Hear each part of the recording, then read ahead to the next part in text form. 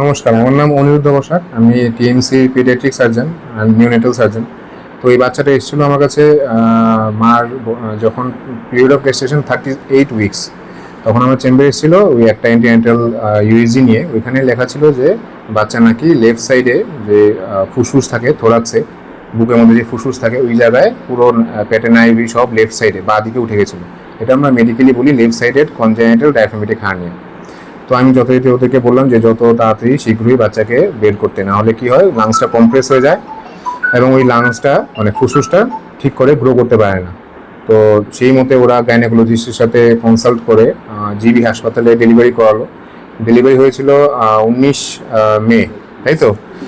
আর delivery করার পরে GB হাসপাতাল থেকে গাইনোকোলজিস্ট এখানে পিডিয়াট্রিক সার্জারিতে রেফার করে দিল, কারণ ওখানেও ওরা দেখেছে বাচ্চার congenital diaphragmatic hernia, left sided congenital diaphragmatic hernia.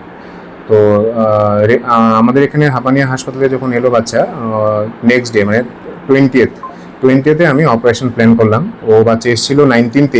তো 19th আসার পরে স্টেবিলাইজ করার পরে বাচ্চা সব ব্লাড নিয়ে ব্লাড সব কিছু ইনভেস্টিগেট করে এক্সরে করে তো আমরা নেক্সট ডেতেই 20 তারিখে আমরা অপারেশন করলাম।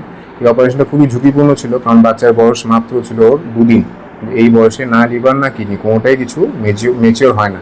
তো এই অবস্থায় যে অজ্ঞান করে যে এত বড় একটা অপারেশন, পেটের সব নাইবু যেটা আমরা বলি লিভার, স্প্লিন, ক্ষুদ্রনালী, বৃহত্তম নালী সব কিছু, কিন্তু স্টমাক সব কিছু ওর বাঁ দিকেই ছিল, পেটের মধ্যে কিছু ছিল না। তো এটা একটা জন্মগত একটা ত্রুটি।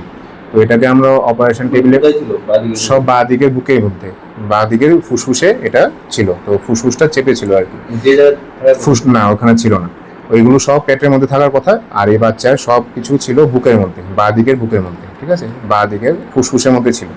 তো আমরা এটা অপারেশন করেছি, মোটামুটি 2 ঘন্টার মতো লেগেছে। এখানে একটা কথা উল্লেখযোগ্য, এখানে যে অ্যানাস্থেসিওলজিস্ট বা অ্যানাস্থেসিয়া টিম যে ছিল খুবই কোঅপারেট করেছে। এই বাচ্চাকে অ্যানাস্থেসিয়া দেওয়াও একটা বিশাল বড় চ্যালেঞ্জ, প্লাস পোস্ট অপারেটিভ যে কেয়ার এসএনসিউতে যে সিস্টাররা যে আছে ওরাও খুব কোঅপারেশন দিয়েছে, ঠিক আছে। তো অ্যাজ এ টিম ওয়ার্ক এটা অপারেশনের দিক দিয়ে, বাচ্চার বয়সের দিক দিয়ে, প্লাস সবার যে একটা মিলিত একটা কোঅপারেশন, এটা খুব ভালো হয়েছিল। এর জন্য এখন বাচ্চাটা একদম পুরোপুরি সুস্থ হয়ে গেছে। বাচ্চা মায়ের বুকে দুধ টেনে খাচ্ছে, পায়খানা করছে। এখন আই থিঙ্ক আমরা একদিন বা 2 দিন, কালকে বা পরশুর মধ্যে আমরা ছুটি দিতে পারবো।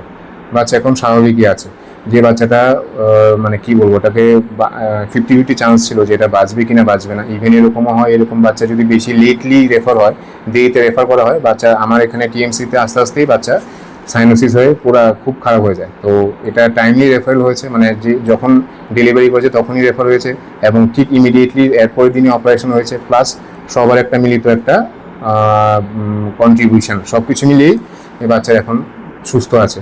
সো এটা শুধু পেডিয়াট্রিক সার্জারি নয়, paediatric surgery, paediatrics, anaesthesia, SNCU sister, OT sister এবং আমার যে সার্জারি যে টিম যে আছে, জেআরএন ইন্টার্ন, সবাইকে আমি ধন্যবাদ জানাতে চাই।